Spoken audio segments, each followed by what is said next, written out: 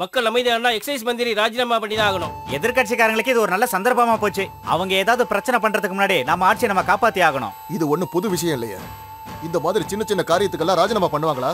அப்படின்னா நீங்க எத்தனை தடவை ராஜினாமா பண்ணிருக்கணும்? இப்படிலாம் சொல்லி தப்பிக்க முடியாது. நூற்றுக்கணக்கானவங்களோட உயிர் பலி கொடுத்த ஒரு சம்பவம். கவர்மெண்ட் சப்ளை பண்ண ஸ்பிரிட்ல மித்தேல் ஆல்கஹால் கலந்துருக்குன்னு வந்த ரிப்போர்ட்னால அதோட முழு பொறுப்பையும் எக்ஸைஸ் மந்திரி தான் ஏத்துக்கணும். இது ஒன்று நீ பண்ற முதல் பிரச்சனை இல்லையே. பிடிவாதம் பண்ணாம நீ ராஜினாமா பண்ணியே தீரணும்.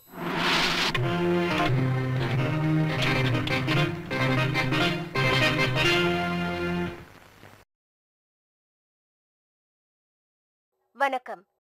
முக்கிய செய்திகள். எக்ஸைஸ் மந்திரி திரு பாலச்சந்திரன் அவர்கள் இன்று ராஜினாமா செய்தார். மாலை 6 மணி அளவில் அவருடைய ராஜினாமா கடிதத்தை முதல் மந்திரியிடம் கொடுத்தார். நாட்டில் நடந்த விஷ சாராய சம்பவத்தின் முழு பொறுப்பையும் அவர் ஏற்றுக்கொண்டு ராஜினாமா கடிதத்தை கொடுத்தார். அதை ஆஃப் பண்றா. எப்பறா என் பிளான்? அடடடடா, ரொம்ப பிரமாதம். இந்த மாதிரி புத்தி உலகத்துல யாருக்குமே கிடையாது. பின்னென்ன உன்ன மாதிரி களிமண் தலையான்னு நினைச்சியா? அப்படி நான் சொல்லவே இல்லை. ஹலோ. வணக்கம் வணக்கம். அப்படியா? Welcome welcome, thank you. டேய், சிஎம் போன்ரா. இது உங்க போன் இல்லையா? சிஎம் போன் பண்ணிருக்காரா நாளைக்கு இங்க வரேன்னு. உங்க வீட்டுக்கு வராரா? பின்ன உன் வீட்டுக்கா? என் வீட்டுக்கு வராரா நாளைக்கு? தலைவரே, பந்து இப்போ உங்க கிட்டதான். கோல் போஸ்டர்ல கோலரும் இல்ல. நீங்க கரெக்டா எய்ம் பண்ணி காலை தூக்கி அடிச்சிங்கன்னா கோல் ஷுயர்.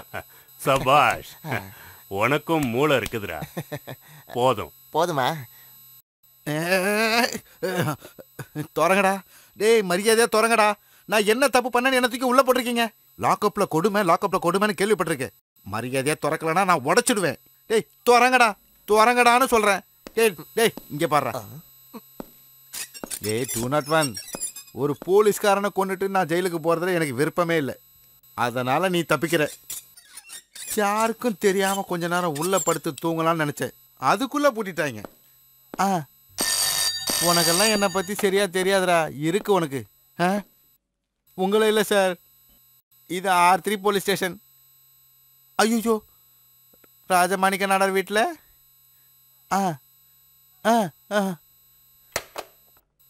யோ, நாளைக்கு நாடார் வீட்டுக்கு சிஎம் வராரா? புரியலையா? முதல் மந்திரி.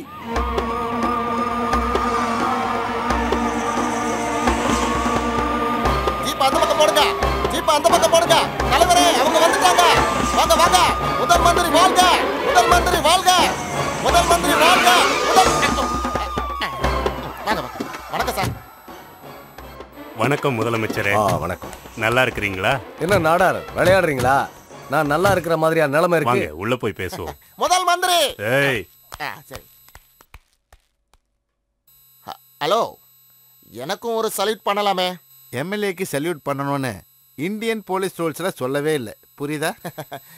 சட்டத்துல இடம் இல்லைன்னு எனக்கு தெரியும். ஆனா சாதாரண ஒரு போலீஸ்ல இருந்து ஏட்டாகி ஏட்ல இருந்து இன்ஸ்பெக்டர் ஆன ஒன்னெல்லாம் மறுபடியும் ஒன்ன ஒரு சாதாரண போலீஸ் ஆக்குறதுக்கு என்ன மாதிரி எம்எல்ஏல முடியும் பாக்குறியா? செஞ்சு காட்டுற பாரு. MLA sir. நல்லாரு. நீ என்னடா? இவனுங்களெல்லாம் சொல்லி எந்த பிரயோஜனமும் இல்லையா? காலாங்காலமா அரசியல்வாதிங்க இப்படித்தான் இருக்காங்க.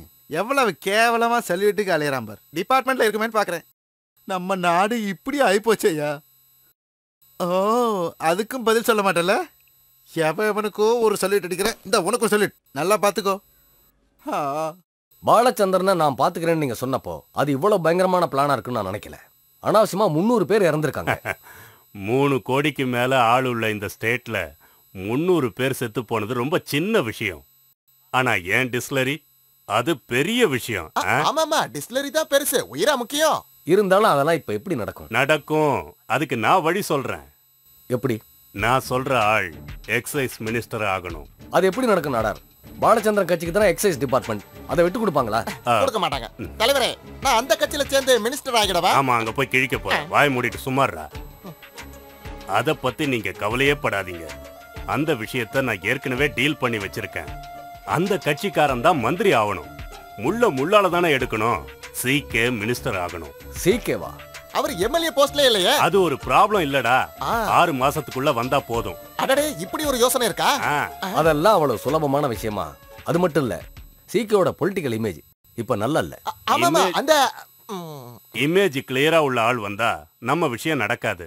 இந்த விஷயத்துல இன்னும் ரிஸ்க் எடுக்க நான் தயாரா இல்ல.